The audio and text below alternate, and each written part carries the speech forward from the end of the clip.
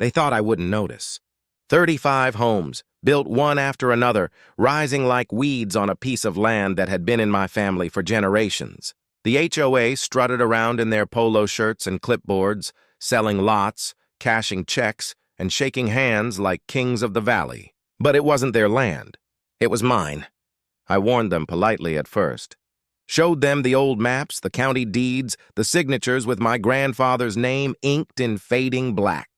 They waved me off, muttering about progress and community development, like my history meant nothing compared to their spreadsheets. What they didn't realize, what they never even thought to ask, was why my land had never been developed in the first place. My grandfather had been a cautious man, an engineer with a stubborn streak. He built the dam himself, stone by stone, before I was even born. Beneath that dam stretched a hidden reservoir, a body of water quiet and patient, pressing against rock and earth, waiting for a reason to move. For decades it stayed sealed, controlled, silent, a family secret passed from father to son, until the day the HOA built on my land. I remember standing at the edge of the dam, the air damp and cool, the wheel in my hands. Behind me, 35 shiny new rooftops glittered in the sun. In front of me, power hummed like a heartbeat under stone. They had taken what was mine, and I was about to take it back. Before we go on, hit subscribe, so stories like this reach you first. When people talk about owning land, they think of it as a line on a map, a backyard, maybe a piece of dirt you can stand on and say, "This is mine." But when you inherit land the way I did, it's not just dirt, it's memory, obligation, and blood tied into the soil. My grandfather bought those acres after the war, when he came home with more grit than money, but enough know-how to carve a future out of nothing. Everyone else in town thought he was crazy. The land was rocky, unfriendly, prone to floods when the spring thaw came rushing down from the hills. Farmers avoided it, developers ignored it. But my grandfather wasn't like the rest. He saw water not as a problem, but as power. He built that dam by hand, hauling stone with mule carts, pouring concrete with neighbors who thought they were just humoring an eccentric old soldier. It took him years, but when it was finished, the dam created a reservoir that never showed up on county surveys. To outsiders, the hillside was just trees and brush. To us, it was a hidden lake tucked behind walls of rock, a living creature caged in silence. That secret gave my family security. In dry years, we had water. In lean years, we leased some land for grazing, but we never sold an inch. My father told me once, "This land is like a loaded rifle. You don't point it at anyone unless you're ready to use it." For decades, no one bothered us. Then came the boom. Around the time I turned 40, the valley changed. People poured in from the city, looking for bigger houses, open skies, and the illusion of peace. Developers sniffed around like wolves, buying cheap farmland, cutting deals with desperate heirs. Subdivisions sprang up overnight. Cookie-cutter homes with fake stone fronts, all wrapped in neat little cul-de-sacs governed by homeowner associations. I watched from my porch as the hillsides filled with strangers. The first HOA wasn't too bad. They kept their noses in their own business. But then came the second, the third, and finally the big one, Stone Ridge Community. Stone Ridge was ambitious. They wanted to market themselves as a premier living experience. Tennis courts, pool, nature trails. What they didn't want was boundaries. At first, I didn't realize how close they were building. Construction noise carried across the hills, the beeping of trucks, the whining of saws. Then one day, I drove down past the tree line and froze. Their stakes, those thin orange flags, were planted right in my soil. I stormed into the county office with my deed in hand. The clerk gave me a polite smile, tapped her keyboard, and pulled up a digital map. According to their system, my boundary line was a good 200 feet back. I slapped my grandfather's survey papers on the desk. The clerk blinked at them like I'd handed her a foreign language. "You'll need to hire a lawyer," she said, as if that was the end of it. So I did. And that's when I learned how deep the HOA's pockets were. They had a legal team ready to chew through anyone who got in their way. My attorney, a decent man but overmatched, explained that while my documents were solid, the county had already recognized the developer's plot filings. Undoing them would take years, years I didn't have the money to spend. Meanwhile, the houses kept rising. They didn't build one or two. They built 35. A whole cul-de-sac shoved right into the heart of my grandfather's land. Families moved in, kids played in yards, SUVs parked in driveways. And the HOA strutted like roosters, sending newsletters about community pride and upcoming potlucks. Every day I drove past, my stomach twisted tighter. It wasn't just about money, it was about insult. This was land my grandfather bled for, land my father protected, land I swore I'd never give up. And they treated it like a blank canvas for their picket fence dreams. I tried reason. I knocked on doors, introduced myself as the rightful landowner, explained the mistake. Most people looked at me like I was a crazy old man trying to scam them. A few shut the door in my face. One woman threatened to call the police if I ever came back. The HOA president, a smug man named Brad, always wearing mirrored sunglasses and a golf shirt, finally told me flat out, "Look, old-timer, whatever papers you've got don't matter anymore. This is Stone Ridge property now. Best thing you can do is move on." Move on. Those words echoed in my head. That night I walked down to the dam. The moonlight spilled across the stonework, silvering the water that pressed against it. I laid my hand on the old wheel, the one my grandfather had built to control the floodgates. It hadn't been turned in decades. Rust kissed the edges, but I knew it would still move if I wanted it to. I remembered my father's voice. "This land is like a loaded rifle." For the first time in my life, I thought about pulling the trigger. But I didn't. Not yet. I wanted to give them one last chance. The next week, I filed a formal complaint, sent letters to the county, even mailed copies of my deed to every homeowner. The HOA responded with a cease and desist order against me. They claimed I was harassing their community, on my own land. That was the final straw. I stopped trying to argue. Stopped trying to be polite. Instead, I started spending more nights by the dam, checking the pressure, testing the wheel, listening to the groan of water pressing against rock. The reservoir wasn't huge, but it was big enough. 35 houses big enough. I knew then. If they wanted to erase my history, I'd remind them of the one thing they couldn't control, nature itself. And when the moment came, I wouldn't hesitate. The first rumblings started small, just whispers in the neighborhood about the crazy guy up by the ridge who claimed the land was his. They called me bitter, unstable, even dangerous. The HOA circulated a letter warning residents not to engage with me. They said I was trying to scam people into giving up their homes. I kept every copy of those letters. But what they didn't know was that I had already shifted my fight underground. Not with lawyers, not with paperwork, but with preparation. Every night I walked the trail to the dam, lantern in hand, boots crunching on gravel. I checked the stone, traced the seams where water seeped through, and felt the deep vibration in my chest. That water was alive, restless, waiting. Sometimes I'd sit there for hours, staring at the glow of porch lights twinkling down in Stone Ridge. Kids would ride bikes in the cul-de-sac, dogs barking in the yards. They were innocent, I knew. It wasn't their fault their HOA had stolen land. But innocence didn't change the fact that their homes were trespassing monuments. I gave the board one final warning. I showed up at their monthly meeting, uninvited but unwilling to stay silent. They met in the clubhouse, all polished wood and smug faces, with Brad standing at the head like a general. "You're squatting on my property," I told them. "I've got the deeds, the history, the proof. This is your last chance to make it right." The room went silent for a beat. Then Brad chuckled. "Or what, you'll sue us again?" "You don't have the money, old man." "I don't need money," I said. My voice was steady, too steady. "I have something better." They laughed. They actually laughed at me like a pack of hyenas. Someone muttered, "Call security," and two rent-a-cops in cheap uniforms escorted me out. That night I stood at the dam again, hand on the wheel. The laughter still rang in my ears. I started to plan. Preparation became my obsession. I oiled the old mechanisms, cleaned away rust, tested the pressure release in small increments. Each groan of the dam was like my grandfather's voice reminding me that he had built this for a reason.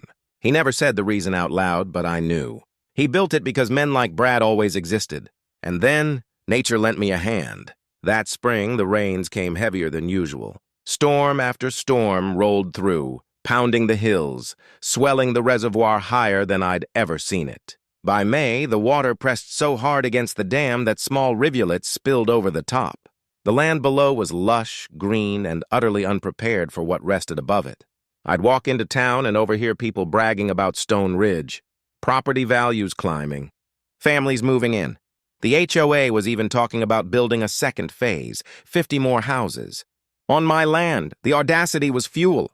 Every sneer from Brad, every ignored letter from the county, every door slammed in my face, it all built up inside me like the reservoir behind that wall.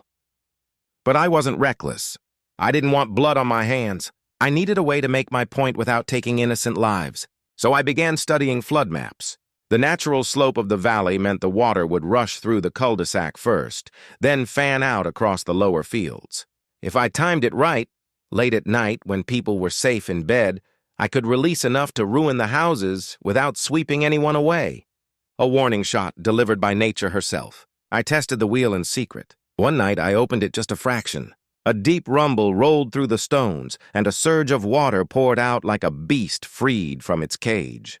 Down below, a trickle turned into a stream, carving across the dirt trail. I closed it quickly, heart pounding, sweat slick on my palms. The next morning I drove down. Sure enough, there were muddy tire tracks across the road where the water had cut through. Residents were complaining on Facebook about poor drainage. Brad posted that the HOA would investigate. They had no idea. That was when I knew I was ready. But fate moved quicker than I expected. A week later, I got a knock on my door. 2 men in suits stood on my porch, sunglasses hiding their eyes. They introduced themselves as representatives of Stone Ridge. Not lawyers this time, enforcers. "Mr. Carver," one said, "we're here to make you an offer." They slid a folder across my table. Inside was a check, low 6 figures, barely enough to cover what the land was worth 50 years ago. "Take it," the man said. "This ends here." I pushed the folder back. "That land's not for sale. Never has been. Never will be." The man's smile was thin as a blade. "Then you'll regret it." That night I found tire tracks leading up my private road. Someone had been snooping near the dam. My chest tightened with rage. They weren't just stealing my land, they were threatening my legacy. I sat at the edge of the water, lantern flickering, and swore an oath to my grandfather's ghost. They won't take this from us. Not without remembering the cost. And with that, my decision was sealed. The dam would open. Not tomorrow, not recklessly, but soon. The rains kept feeding the reservoir, the pressure building with every passing day. Nature was on my side now, roaring for release. I began watching the community more closely. I noted when families turned out their lights, when the clubhouse closed, when security cars did their lazy rounds. I tracked patterns like a hunter studying prey. Because this wasn't just about revenge anymore. It was about proving a point they'd never forget. Stone Ridge thought they owned my land. But when the flood came, they'd remember whose ground they were standing on. The night I chose was silent, heavy with the kind of stillness that comes before a storm. Clouds drifted low, hiding the stars, and the air was thick with the smell of wet earth. The reservoir had swollen to its highest mark in living memory. The water pressed against the dam like a giant's hand, trembling with impatience. I carried my lantern and walked the old trail, every step echoing with my grandfather's memory. When I reached the wheel, I rested my hands on the cold iron. My chest pounded, not with fear, but with certainty. This was no longer about lawsuits or signatures. It was about respect. Below me, 35 houses slept, their rooftops glimmering faintly in the dark. SUVs lined the drives, porch lights blinked out one by one. They were smug in their stolen security. But that night I was going to remind them the land didn't belong to their HOA.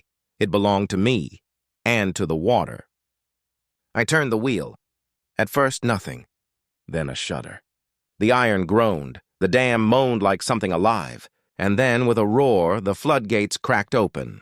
Water exploded out, a white surge tearing into the valley. It hit the cul-de-sac first, slamming against manicured lawns, ripping fences apart like twigs. Pavement buckled, cars bobbed like toys, and lights blinked out in screaming sparks. I watched from above as the neat little boxes of Stone Ridge drowned under the force of nature they had ignored. The flood didn't take lives, I had timed it for that. But it took everything else: Homes, property, the illusion of control.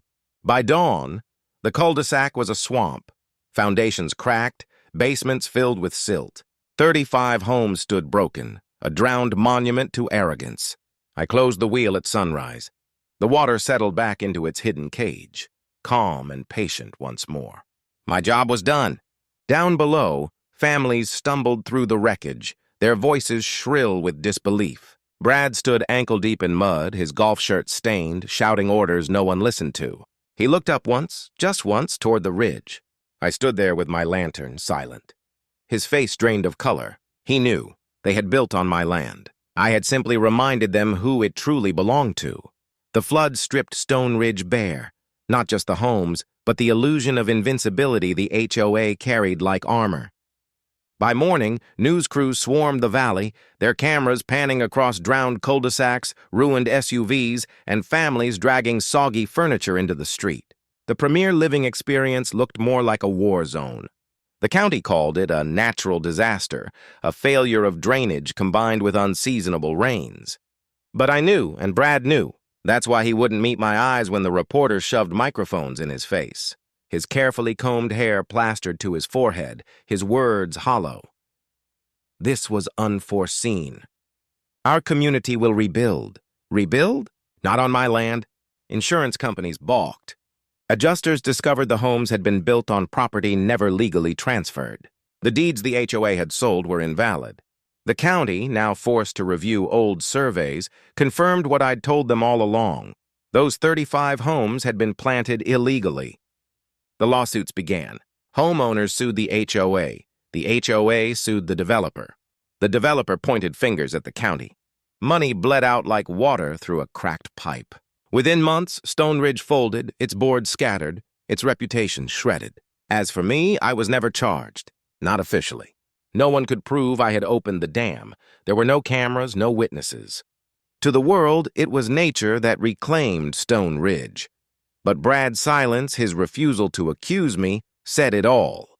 He knew. I returned to my porch overlooking the ridge, watching the valley slowly turn green again as the ruins were cleared away. My grandfather's land was mine once more, cleansed by the very power he had locked away for this kind of moment. They called me bitter. They called me dangerous. Maybe they were right. But in the end, they learned a lesson carved into the mud where their homes once stood. Land isn't just dirt you can steal. Some land remembers who it belongs to, and some land, when pushed too far, fights back. Stone Ridge never recovered. The flood erased their homes and exposed their lies. The county finally admitted the truth. The land had always been mine. The homeowners scattered, their lawsuits devouring the HOA from the inside out. Brad resigned in silence, his pride drowned in the same mud that swallowed his cul-de-sac. No charges were filed against me. No one could prove a thing. To the world, it was nature. To me, it was justice. Now, when I walk the ridge at dusk, the valley lies empty, quiet, and mine again, just as my grandfather meant it to be.